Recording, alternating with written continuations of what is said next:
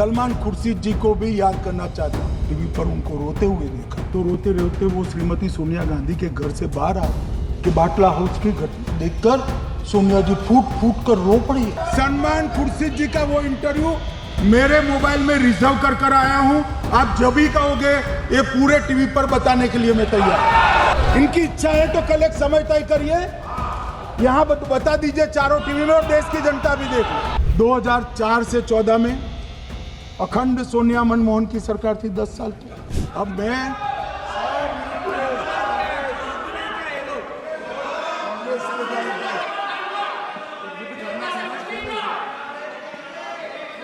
मान्यवर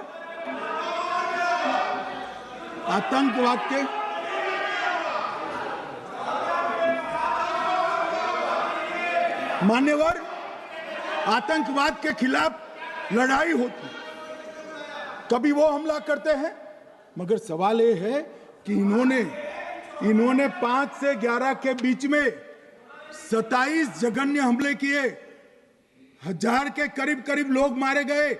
आपने क्या किया? क्या किया आपने? जवाब दीजिए, क्या किया? और मैं राहुल गांधी जी को चैलेंज देना चाहता हूं, इन्होंने इस आतंकवादी हमलों के खिलाफ उनकी सरकार ने जो कदम उठाए, यहां खड़े रहकर हिम्मत से बताए देश की जनता को। कुछ नहीं किया मान्यवर। ये यहां से आतंकवादियों की फोटो पाकिस्तान भेजते रहे, डोजियर भेजते रहे। और मान्यवर ये कहते हैं कि आपके समय में भी हमले हुए। मैं उनको अंतर समझाना चाहता हूं, वो देख नहीं पा रहे। मान्यवर, हमारे समय में जो भी आतंकवादी घटना हुई पाक प्रेरित और कश्मीर सेंट्रिक हुई। देश के हिस्से में 2014 से 2025 तक एक भी घटना नहीं हुई है मान्यवर। ये नरेंद्र मोदी सरकार है मान्यवर। और कश्मीर में भी आज स्थिति ऐसी हुई है, उनको पाकिस्तान से आतंकवादी भेजने पड़ते हैं। कश्मीर में आतंकवादी अब हमारे नहीं बनते हैं मान्यवर। और मैं सलमान खुर्शीद जी को भी याद करना चाहता हूं। एक बार मैंने बड़े सवेरे में नाश्ता करता था, टीवी पर उनको रोते हुए देखा। मुझे लगा क्या हुआ, कोई बड़ी घटना हो गई। तो रोते रोते वो श्रीमती सोनिया गांधी के घर से बाहर आ गए कि बाटला हाउस की घटना देखकर सोनिया जी फूट फूट कर रो पड़ी। अरे रोना था तो शहीद मोहन शर्मा के लिए रोते, बाटला हाउस के आतंकवादियों के लिए रोना आता है। और मान्यवर, हमें पूछते हैं कि आपने क्या किया। कोई अधिकार नहीं है पूछने का, कोई अधिकार नहीं है मान्यवर। और ये हमें पूछते थे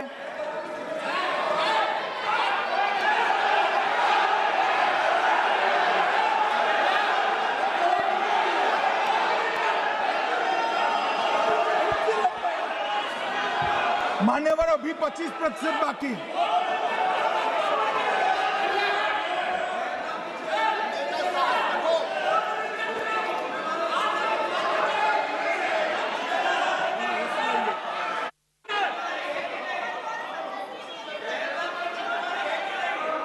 बैठिए, जवाब दे रहे हैं ना, आपका जवाब दे रहे हैं। आपका पहलगांव के बाद जो घटनाक्रम घटित, उसका जवाब दे दिया ना माननीय गृह मंत्री जी ने। आपने पूछा आतंकवादियों क्या हुआ, आतंकवादियों का जवाब दे दिया। क्या पूछना चाहते हैं आप? आपने हर सवाल पूछा, हर सवाल जवाब सुनिए माननीय गृह मंत्री जी।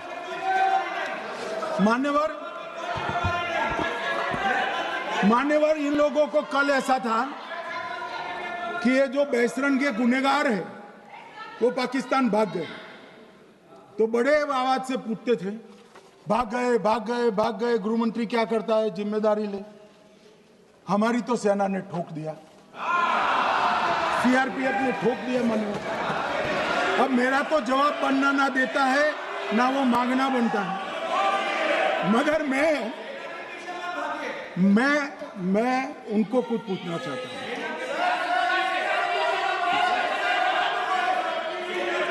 मान्यवर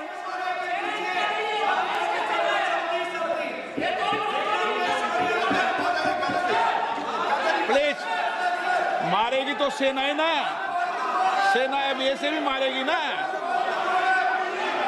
तो वो भी ये कह रहे हैं सेना और सीआईएसएफ ने मारा।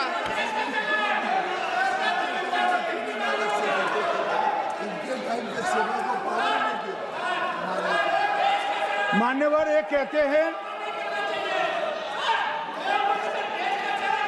साहब इसको बिठाओ जरा।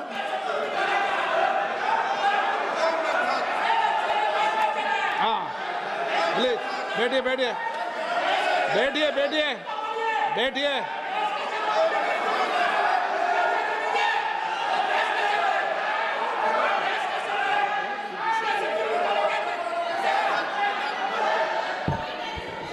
सबको मान्यवर ये लोग मुद्दा उठाना चाहते हैं तो जरूर उठाए। मैं आज सुबह ही सलमान खुर्शीद जी का वो इंटरव्यू मेरे मोबाइल में रिजर्व कर आया हूं। आप जब भी कहोगे ये पूरे टीवी पर बताने के लिए मैं तैयार हूं। सेव कर आया हूं। इनकी इच्छा है तो कल एक समय तय करिए, यहां बता दीजिए चारों टीवी में, और देश की जनता भी देख लो।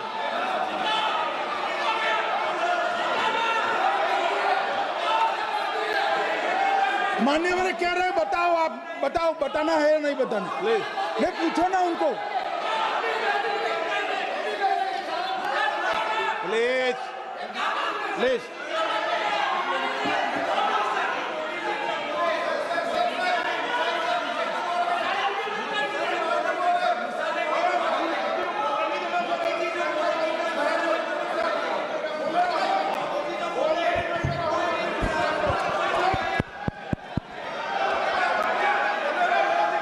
बिट्टू बैठ जाओ।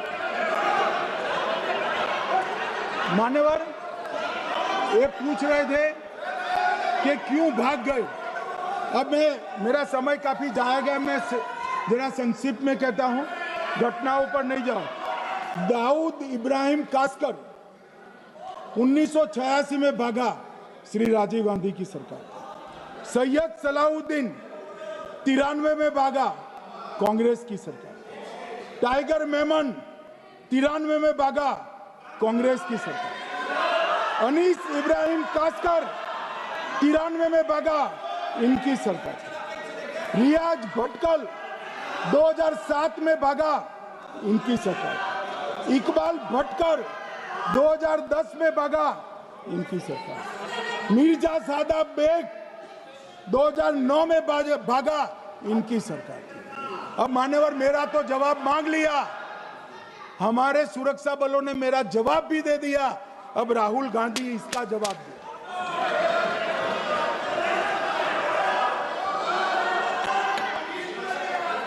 मान्यवर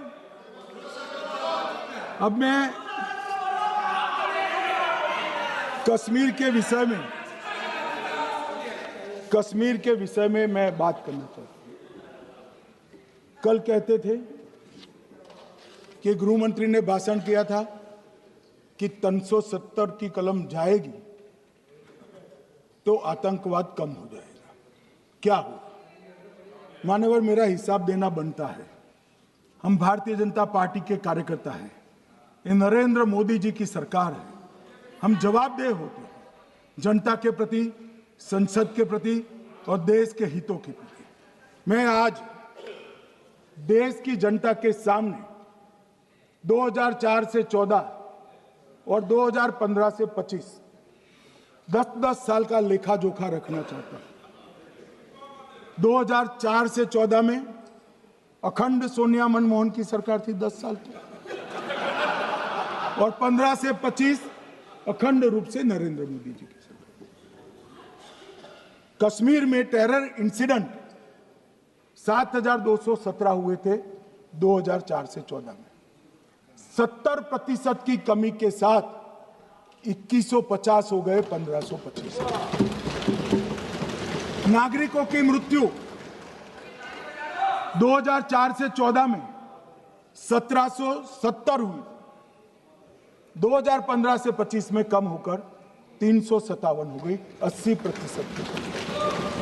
सिक्योरिटी फोर्सेस की मृत्यु 1060 हो गई उस वक्त, और हमारे समय में 542 हुई, और टेररिस्टों की मृत्यु में 123% की वृद्धि हुई।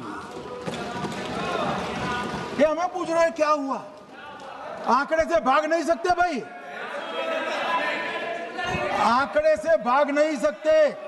और अब मैं कहता हूं कि धारा 370 ने कश्मीर में आतंकवादी इकोसिस्टम को नष्ट कर दिया है, जिस धारा 370 को आपने इतने साल तक बचा कर। हमने जीरो टेरर प्लान बनाया है, एरिया डोमिनेशन प्लान बनाया है, मल्टी लेवल डिप्लॉयमेंट किया है, सुरक्षा जेलें बनाई हैं, 98% ट्रायल अब वीडियो पर हो रहे हैं, हमने संचार साधन बसाए हैं और 702 फोन विक्रेता जेल में डाले, 2667 सिम कार्ड बन गए। हमने, एक जमाना था साहब 10-10 हजार लोगों के जनाजे निकलते थे, पूरे देश ने घटनाएं देखी होगी, बुरहान वानी मर गए, फला मर गए, ढिका मर गए, 10-10 हजार। अब जो मारा जाता है उसको वही दफना दिया जाता है। किसी भी आतंकवादी को उसका महिमा मंडन करने के लिए जनाजे की इजाजत नरेंद्र मोदी के शासन में नहीं। मान्यवर, आतंकवादियों के सगे वाले और समर्थक चुन चुन कर हमने नौकरियों से निकाले, पासपोर्ट रद्द कर दिए हैं, गवर्नमेंट कॉन्ट्रैक्ट रद्द कर दिए हैं, 75 से ज्यादा आतंकी समर्थकों को कोर्ट से ऑर्डर लेकर सरकार से बर्खास्त कर दिया गया है। बार काउंसिल उनके समर्थकों से भरी थी, सस्पेंड कर नया लोकप्रिय चुनाव हमने कराया है। मान्यवर, कई संगठन बैन करे, मैं बाद में बताता हूं। विशेष यूएपीए अदालतें बनाई हैं, लगभग मार्च 22 से 25 के बीच में यूएपीए के 2267 मामले हमने जब्त किए हैं, दर्ज किए हैं, 374 कुर्की किए हैं। और परिणाम क्या है मान्यवर? ये पूछ रहे हैं परिणाम क्या है? शुतुरमुख वृत्ति से अगर मिट्टी में सर रखकर बैठोगे तो कुछ नहीं, सूर्य भी नहीं दिखेगा। मान्यवर, परिणाम आया है।